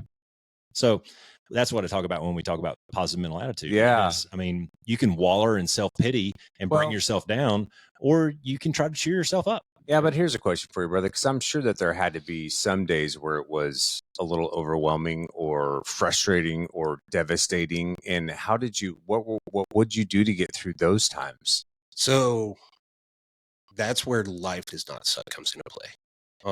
When I first retired. Oh, yeah. It's on your first retired. Actually, I came back from Afghanistan. 2013, 2014, whenever it was. Was that when you and I linked up over there? When we linked up. Came back from that trip, and I had my time off. And somebody, how are things going? Life does not suck. Best Matthew McConaughey impersonation. Yeah. And I didn't think anything of that phrase. Well, when you get to spend time in a place like Iraq or Afghanistan, it gives you some perspective too. I think that life isn't that bad. So you look forward to surfing turbulent. Literally, I'm sitting out with Gold Bear. I'm grilling, and normal people. Suck. I retired. Life does not suck. Yeah. And then when Virginia got sick, and I thought about losing my wife. Yeah. That would have sucked. Yeah. But at the same time, she's fighting it with a smile. She's looking for the silver linings. She's trying to figure out the best course possible. Then when I lost my leg, I'm laying there in the middle of an intersection with a tourniquet, and the stuff going through my mind while I'm smoking it was maybe a Camel Light. I don't even know what kind of cigarette it was. Was my daughter's got a wedding coming up in a couple of weeks. Yeah. I got to be there for that. I got to get to work because I provide for my family. Yeah. Who's going to take care of the animals now? Because there's no way I can chase goats around with one. Oh yeah, they have a full fucking farm. Yeah. When my leg's all jacked up, and it was one of those. Okay. But then I started thinking, but my daughter's getting married. That doesn't suck. Yeah. I have a good job. Yeah. That does not suck. And a pretty awesome house. Yeah. Yeah. And obviously some good leadership that wanted to take care of you in the process. Right. And I had good former leadership. When you talk about the support team, I spent a year in Korea, 08, 09. The OIC I had over there at the time, Captain Stahl, I hadn't talked to her in years. Maybe a Facebook message now and then, nothing big. She heard about my accident, and she put together the GoFundMe, the meal. Oh, that's so cool. Everything. And she reached out to our Korea family. Were you at Osan or Kunsan? I was at Osan. So 25th, Pilsong. Land of the Big BX. Yep. Yeah. But that's where I got my A10 stick. But again, it's that support network. And the support network that we don't talk often enough. For a while there, it almost seemed like when we do, it's because, one of the Kostos tried to kill themselves. So fucking Matt stepped on a rake in the backyard, crushed his fucking face. But I guess we're going to Tucson. But now we can laugh about it because now I can come up here. We can go do redneck stuff. We can do podcasts. Well, dude, we can grill some chicken tonight. Dude, what you're talking about is shit that we've talked about so many fucking times, and it is have an attitude of gratitude, man. Yeah. And instead of being pissed off about the shit you don't have, be thankful for the shit you do have. Yeah, man. And you know what? You don't have one foot, but you still got the other one. And plenty of people get around on one foot, and you got a pretty decent fake one, man. I've seen it. It's pretty awesome. Fucking bionic. Yeah. Yeah. And just having that positive outlook on shit and being thankful for the crap that you do have, man. You got a house. Yeah, we got to modify it slightly to be able to make this work, but so what, man? I still got a roof over my head. Yeah. You figured out how to drive your truck. That was a little bit of a challenge. Yeah. He's got a big Ram pickup like me. So getting up and in and out of that thing is a little bit of a thing. And he was just telling me today that he had to get rid of his Jeep because it was a stick shift and it just got to be too big of a pain in the ass. Yeah, that makes sense. I could drive it. I just couldn't Jeep it.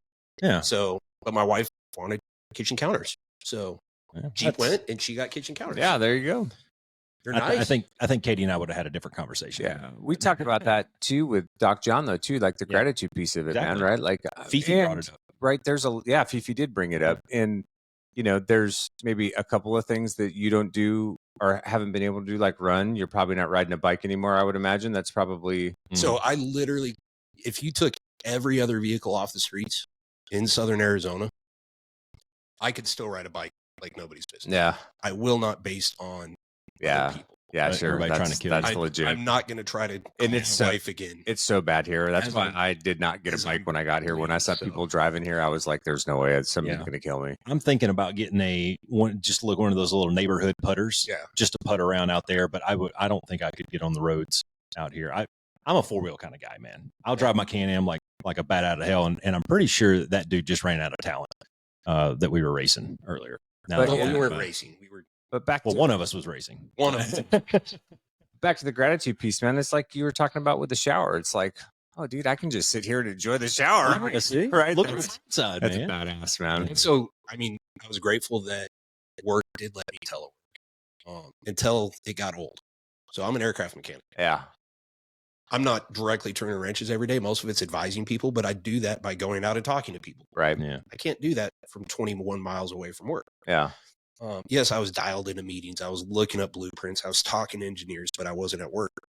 And it was going to be a while before they let me go back to work. So I figured it out, and I went to the VA, and I talked to the doctors there, and I say, look, my leadership really kind of needs me to start transitioning to go back to work. 1 to 2 days a week, gradually increase. They said, it's probably a good idea. Just make sure you take it slow. And then I went to work, and I said, Chief, the VA really wants me to start gradually going back to work. So I played ball and improved to go back to work. Because I couldn't be at home anymore. Yeah. Because literally when I went down the stairs to go to the bedroom bathroom side when I first got home, I spent probably the first 4 weeks on that side of the house. Yeah. I couldn't do it anymore. Yeah, I'm sure those walls close in pretty quick. Right. And so Virginia drove me to work the first day, and she got kind of teary-eyed when I got one of my coworkers, big Samoan guy, Tap. He's helping me out, and I got my walker, and he's carrying my backpack for me as I'm going off to school for the first day. Yeah. And she thinks we're having this, it's great to be back. And I was like, I have anxiety issues with vehicles right now, and that woman cannot drive. That's what we were actually talking about. So literally I went into the office and I was like, I'm missing my right foot. All right, I need to move the pedal to the left. And it's actually a veteran-owned company, sells an adapter plate that you set in there, and it's got a little roller, and it moves. It has a linkage, and the accelerator's on the left side. So I ordered it. Amazon's awesome. I think it was there by the time I got home. Nice. Go out to the truck, put it in there. Got to teach myself how to drive now. Yeah. My wife was like, no, it is too soon. This is dumb. I was like, I can't ride with you anymore. We got to have some compromise. And luckily I live 3.5 miles down a dirt road. And so I hopped in the truck, and I was like, I've driven sticks my whole life. It can't be that hard, Feather the gas a little bit. Three pedals, 1 foot. Right. Yeah. Help me with the math here. So it works. It works. Once you get enough momentum, you can probably get the clutch down, get a gear shifted, and be on your way. But now I just usually block my fake leg up. Hank and his girlfriend just block up. For a while, I would just set Hank on the center console, which, is actually pretty comfortable. And you use your left foot for the gas and the brake. And so I was like, cool, I got this. And I had my foot on the brake. I put it in reverse, and I proceeded to back up really, really quick, because I just didn't have the dexterity or the feeling. It's not the same. Yeah. And I put it forward, and I might have threw on a bunch of gravel all over the place. Yeah. And I drove stop and go all the way down 3.5 miles. Before you lost your leg, were you a 2-foot driver or a 1-foot driver? I was always a 1 foot. Oh, okay. But still, you got to make your left foot learn how to do right foot things. Yes. I'm a 1-foot driver when I'm just driving around town, but if I go do anything off road, I'm a 2-foot driver. Man. So, in my Jeep, you're a Jeep guy. Yeah. You're constantly It always got to be 2 feet. You're dragging a brake and giving a little gas, power through. I could drive the Jeep that I had. I had a 07 TJ. Loved it. 6-speed. I could drive it with a prosthetic, but I couldn't Jeep it. There wasn't the feathering that I needed to do. So that's, made the adult decision. All right, that's got to go. Hard. But I still drive, my tractor. I got to use my tractor. And I use my prosthetic and my meat leg to drive that.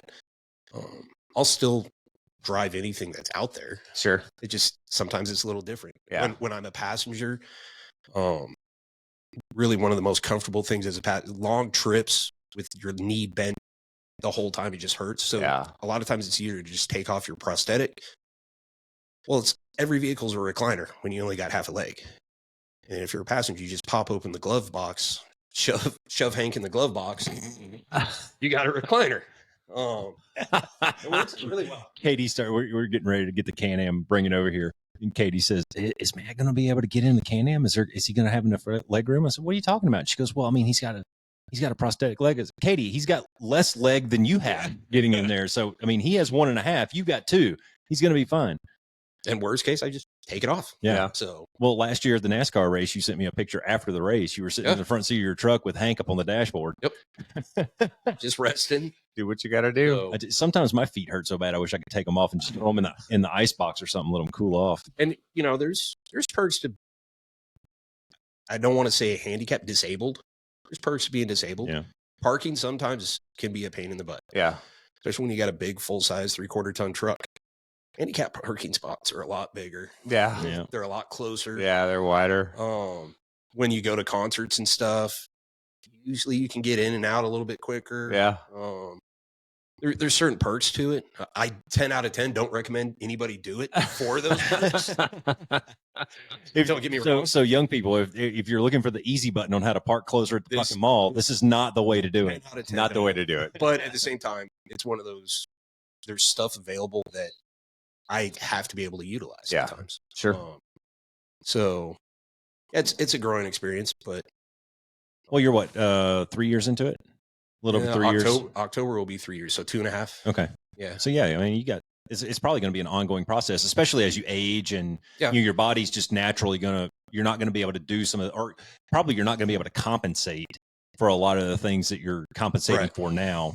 Right. And that's going to be more challenging as you age. That's why we redid, since I lost my leg, we redid our living room and kitchen. Before it was not anywhere close to being ADA accessible. Counters were all wrong. Layout was wrong. So when we did it, we were able to purposely think, okay, I got a prosthetic. I can get around, but I've been in a wheelchair. I've been with a walker. Yeah. I know what a pain in the butt it is to reach up from a wheelchair to try to get something out of an upper cabinet. Yeah. So let's get lowers. I know what a pain in the ass it is to try to reach under into a lower cabinet. So let's make sure everything's drawers and full throw drawers. Yeah. So you can pull everything out. So 10 years down the road. Yeah. See, that's when it's going to pay off. Yeah. We still have to do that to the other side of the house. Our house was built in 1988. It's kind of quirky. We don't have a foundation. We have tiles laid directly on sand, which is not conducive to having a prosthetic foot. Yeah. Because nothing's really level. So we'll get to that. It's going to cost money. It's going to take time. But when we do it, we want to make sure we do it. We don't want to, we'll just redo the bathroom to make it easier. We're going to redo everything. Yeah, you have to do it right. So it's one of those we're building up to it. We're working with, this will lead well into Purple Heart Homes. Yeah. So Purple Heart Homes, veteran-owned organization out of North Carolina. Purple Heart's in the title, but they literally provide housing assistance to any service-connected veteran. If they have a disability, they will come out and do what they can, build them ramps, repair their roof. Any conflict, doesn't matter. I have a pretty good disability rating, as in 100%, before I lost my leg. So we contacted them, we reached out to them, told them the scope of our project. Hey, we don't have a foundation and nothing's ADA accessible. And we sent them drawings. We were in contact with the CEO and Lamar's my program manager. And John Galena is the CEO. He actually came out to my house, Super Bowl timeframe down here in Phoenix. He drove from Phoenix down just to see what he could do. And the project's too big. Yeah. It's too big. And I get it. And there's guys that their project's $1,000, but it's going to do them a world of good today. Yeah. Whereas my project will do me a world of good a decade from now. Yeah. So yeah, I totally get it. But the fact that these guys go out of their way to that's cool to come out and help veterans like that. I'm actually doing a fundraiser for them this month, 31 days of March, 31 miles. So me, the wife, the dogs are going out walking every night. We're going to get 31 miles in probably around the 15th. We're going to keep on going. And all the funds from that go to Purple Heart Homes. That's awesome. Hey, wait a minute. Listeners, did you hear what he said? He's walking a mile a day for a month. Actually, two. The point is, though, is, dude, you only got one leg and you're out there walking. So you motherfuckers that are making all your excuses about not being able to do this, that, and another, dudes. Yeah, Come on. Seriously. It's doable. So, well, yeah, you just have to make up your mind that you're going to do it, man. Yeah. I mean, find your cause, whatever it is. We talk all the time about finding your why. What's your why? What's your purpose? What's your passion? All that kind of stuff. Yep. And, find something that drives you and motivates you and get your ass off the fucking couch, man. Stop making excuses. Yep. We always talk about too, like it's raining outside. Who gives a shit? If you're not going to start today, you're not going to start tomorrow, right? At some point, you just got to get your ass off the couch and go do it. Whatever it is, or you just got to step out and take the shot, take the chance. That's it. I went out last night for my evening walk jog and had some clouds up towards the mountains. And I grabbed a long sleeve shirt as I walked out the front door because it's kind of that in between temperature right now as the sun's starting to go down. Yeah. And I'm kind of like, well, I mean, it's kind of nice enough for t-shirt weather, but it's a little breezy. And right then I got a little bit of a breeze, a little cool breeze. I was like, all right, fuck it. Long sleeve t-shirt it is. No kidding. Like 15 minutes later, I'm in a downpour for the next 30 minutes out there walking around. Yeah. Point is, guys, you can do this shit. So we missed one night of our walk so far. Yeah. And that was because I got home. It was raining. Okay. I grew up in Oregon. I'm not scared of rain. Yeah. Little bit of snow mixed in there. I spent 11 years in Alaska. Yeah. Not afraid of snow. Not afraid of snow. I spent 20 years in the Air Force active duty. I've spent the last almost 8 as a contractor / civilian working the flight line. There's also lightning out there. Yeah. I know lightning within 5, FOD, and being late for anything will kill you. Yeah. I know that. And the fact that I have a lightning rod for a leg Yep. while I'm walking up hills, I was like, no, I'm gonna pass tonight. We've been doubling down. We're already ahead on miles. We're gonna call it. Yeah, I wasn't gonna do it. I knew one of those 3 things was gonna kill, and it was gonna be lightning within 5. I wasn't playing around. Yeah. So that's funny. I mean, the jokes just write themselves. Yeah. But dude, that's gosh, man, so many. We were just talking about his house and the forethought that they're having to put into that and remodel the kitchen. What's that sound like? That sounds like fucking planning and posturing and setting your resources where you need them. Maybe not today, but it may be 5 years from now before you need those bottom drawers. Having that long-term look. Exactly. Like we've talked about. You may, God forbid, you may have another accident. I mean, well, at this rate, it's mathematically very probable that something is going to happen to the Kostos. But dude, you're an active guy and you haven't let this shit slow you down. You still go out hunting, you still go out hiking and 4-wheeling and doing all these things. I mean, eventually you may fall off a mountain or you may slip or, Hank may just give out on you at one point, but you're going to be thankful that you did the planning 5 years ago and got that shit done. And I mean, we talk about that stuff all the time, man. Yeah, we and do. It's really not that hard to do it. It's a simple process. Yeah. And I was working from home for like a month and a half. I had a lot of time to think long term, what's this going to relate to? Yeah. Networking, talking to others that have already been through it. What's the impact that you're seeing? Yeah. What do you need to do?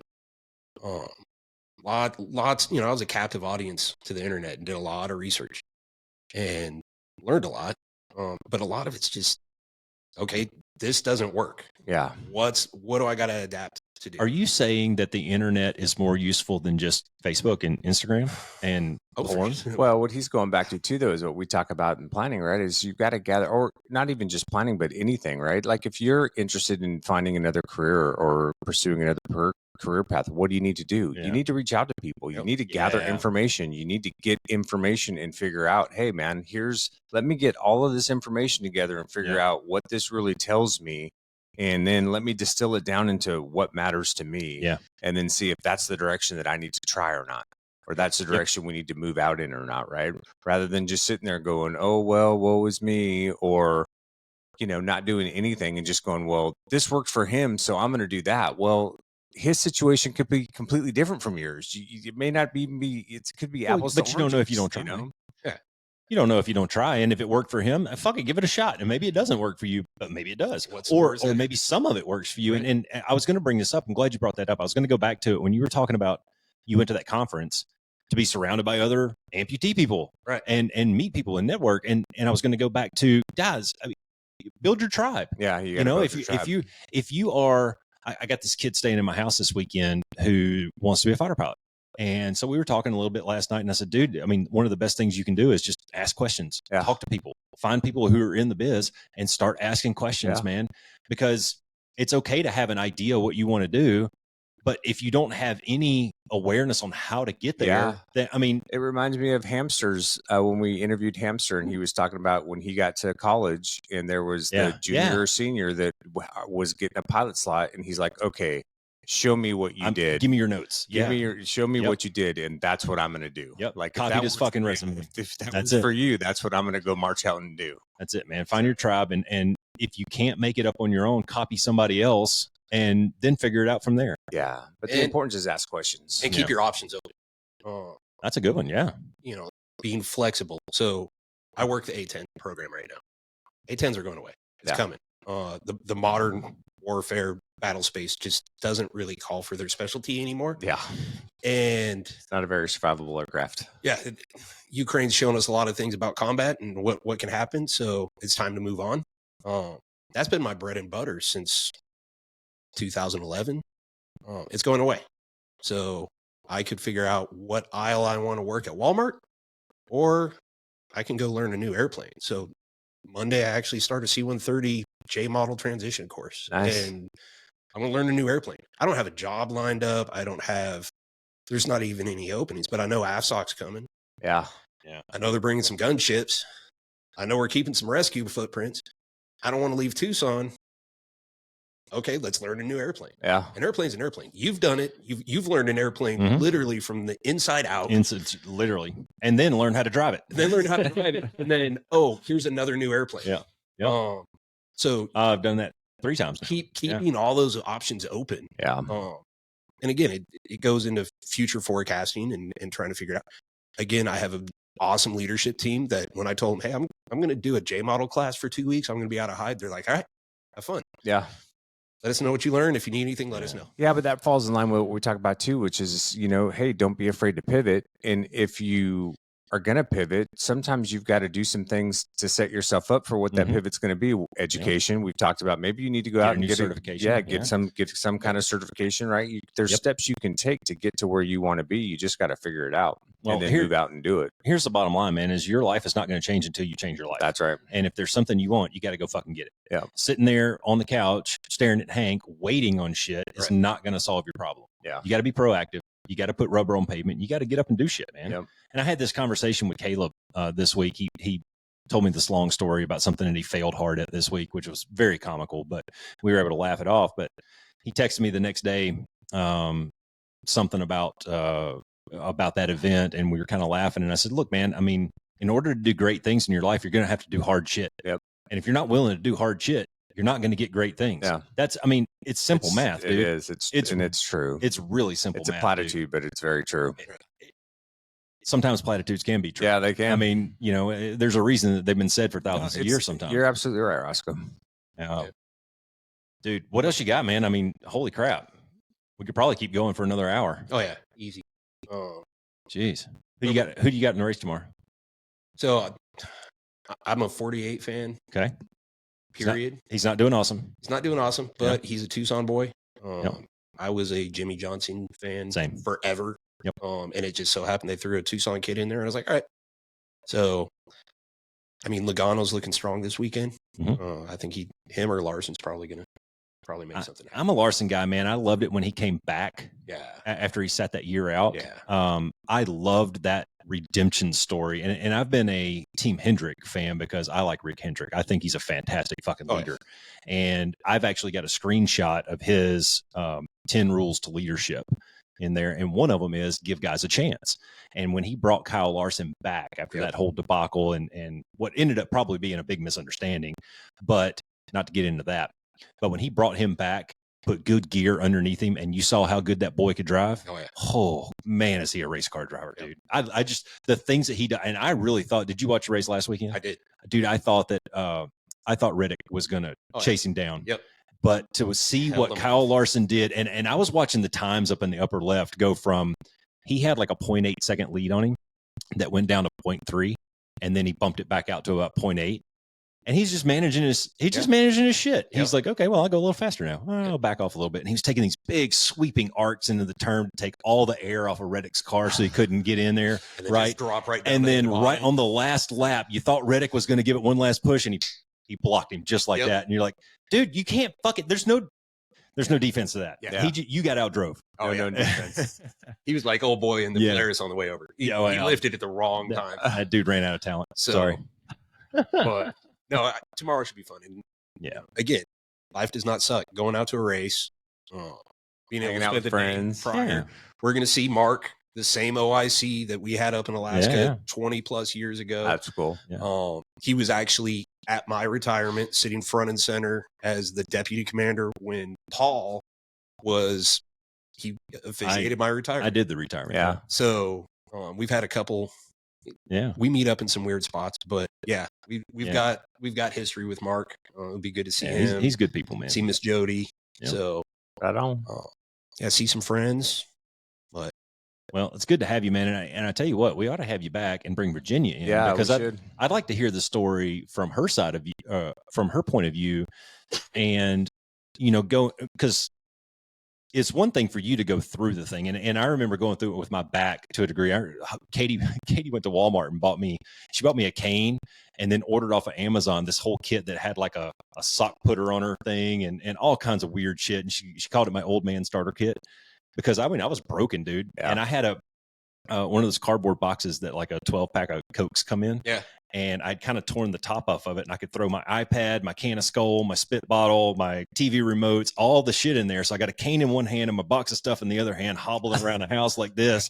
And she's like, "Do you want me to help you? Fuck you. I'm handy capable." And so I get it, dude. In Virginia, I should be able to give a lot more insight on those bad days. Yeah. Because there was times I was a straight asshole when I was recovering. Oh, sure.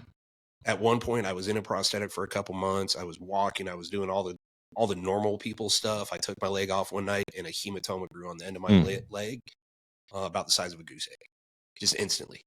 Wow. Couldn't put my prosthetic back on. Couldn't do anything. So I have to go to the ER, and they're like, "Oh, well, give it time to go down." So we gave it 2 weeks. I just learned how to walk again. Yeah. Now I'm back on crutches. Jeez. And then they had to do surgery to take it out. So then I had to wait for that to heal. And I had fought so hard to get to where you were and then get that imaginary timeline that other people had created in my head. Yeah. I was bitter. I bet. I was so bitter. It's easy to get depressed on when something doesn't happen the way that you think it's supposed to happen. It's so easy to get depressed and get down on yourself. When you overplan things and overanalyze things. That's process versus outcome to an extent.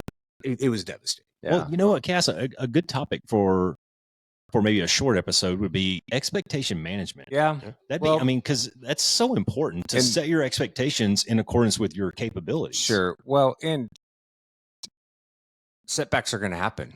I mean, it doesn't, it doesn't when I think about the path that I had to take to get to the Air Force, there were so many times where I could have just been like, fuck it. Yeah. That's over. I'm not even going to try anymore. Right. So setbacks are going to happen, man. And there's going to be maybe a portion in that, especially in a scenario like yours, where there's a little bit of grieving that has to go on. You got to kind of go through that process a little bit because, man, you work to do, you go through all of that stuff to get to where you're walking again. And then now it's gone. And now you're going to have to basically start that over again. Like that would be so frustrating, right? It'd be infuriating. Bro, even the best batters in the world. But that's just it. They're striking out 2 out of 3 times. There's guys that are making $50 million playing baseball, and they're good 30% of the time. That's right. And that 30%. That means they're awesome, you know. And so, you're gonna have setbacks, man. And you just gotta. It's the positive mental attitude piece. How many times do you see a guy? How many times do you see a guy in a NASCAR race getting a wreck on lap 5, go 3 laps down, and then come back and be in the top 5 at the end of the race? Man, you fucking keep chopping wood, man. Or they're out. Look at Jimmy Johnson at Daytona this year. Yeah. Got in the early wreck, but he went out there and he just kept driving the wheels off of that so he could learn. He learned a lot. Learn what's going on with his car, with his team. You got to keep on going. You guys, as pilots, you see it, think of how many hours you spend in the simulator, how many times you practice for the worst case scenario. Yeah. And you might have done EPs 20 times in your career. Yeah. But you had planned for it. Yeah. What happens that one time that you get that lightning strike and, my wing's gone? Yeah. You're not planning for that. Yeah. But you got to deal with it. You can't plan for it, but you got to deal with it. Real time, and you got to face it. And I got a couple choices. I can ride this thing into a hole in the ground. I can, take a parachute ride, or I can try to be that cool Israeli dude that lands a 15 with one wing. Yeah. I got choices. Yeah. You have a very finite amount of time to make them. When I got that hematoma, I had to get past all that, and I thought I had planned for everything, and all of a sudden I couldn't plan for that. Yeah. There was no preparation. Well, what's so good about that too, right, is the recognition that, dude, there's things that are outside of your control. There's other influences at play. You can't control everything. And if you think you're going to control everything, then you're a fucking idiot, because that's exactly when life's going to kick you square in the junk. There's going to be things outside of your control. What you can control is how you respond to that, your attitude, and what you do from that. That's the only thing you get to control in that. That's right. And it's a constant process. You have to reevaluate exactly how you reacted and how you move forward and apply it to the next one. It never ends, right? It's like you're talking about Hank shrinking. There's iterations that you have to continually go through to continue to do the things that you want to do. It's a never-ending process, and that's true for everything, bro. Hey, I don't know if you know this, but I still have both of my legs. And this shit still happens. It happens to everyone. Yeah. It's not just you're not, not taking away from your experience, but you're not special. You had a unique experience for sure, but everybody's going to be dealt a shitty hand at some point in their life. We've all seen it. We've all had it. And you have to control the things that you can control and just keep moving forward. That's right. Yep. Life does not suck. And that's what I share with people. Motto. And I share it with amputees. I share it with veterans. I share it with non-veterans. If somebody's having a hard day, that's a cool thing about my job now. I don't care about production. I really don't. I don't have a flying schedule to worry about. Yeah. I care about training new guys so you guys have safe, reliable aircraft day in and day out. And when I go out there and I'm dealing with an 18, 19-year-old kid and an airplane's kicking his ass, and then I start peeling it back, and okay, well, the cannon plug's disconnected. He should probably see it. What's going on with you? And next thing you know, this kid's going through a divorce, or his mom just passed away. Gosh, we've talked about that so many times on here. Yeah. Nobody else knew it. And I'm able to, okay, cool. We're done working on the airplane right now. Let's go in. We're going to chat. I'm in a position where I can go up to the expediter and tell them, hey, we're locking up the box. We got to go do some work. You know, and I can sit down and talk to them. You know what that's called? That's called mentorship. Yeah. That's called leadership. Yeah. And what you're doing for those kids and for those interactions that you have like that, man, is you're helping those kids through a time in their life when nobody else would. Oh, yeah. That wouldn't even know they needed that. And they're going to remember that for the rest of their lives. And I've been saying this since, since probably like 1998 when I was first signed off as a trainer in the Air Force, right? There's no better feeling than knowing that you made a difference in somebody's life. And it's really not that hard. You be positive and you listen to motherfuckers. That's it. And if you can lead in with one fake foot and bullet out on a flight line with a bunch of dude, a lot of times those kids are just like, oh, you've probably had a worse day than me, but you're out here willing to help me, willing to talk to me. And it's a good icebreaker. So when somebody says, put your best foot forward, which foot do you put it's forward? Definitely the hybrid. Is it? Okay. It's the right side. Right. Yeah. The titanium one. Yeah. Titanium. This one's got some cool carbon fiber stuff going on and a built-in vacuum pump. And, it's, you get what you pay for. The other one came for free. So it's valid. Yeah. It's valid. He put up a meme the other day that says, you can count on me, but only up to 15. Sure. For sure. And that's just the sunny side of life, man. Yeah, that's awesome. You got to learn to laugh it off, man. Life's a fucking comedy show, right? Hit it with the humor. Hit it with the dark humor sometimes. Truth is stranger than fiction most of the time. Yeah.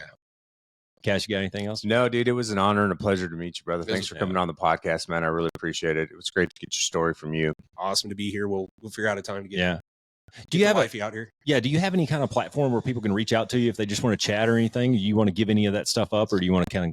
I mean, I'm on Facebook is my major platform. Yeah. So I email.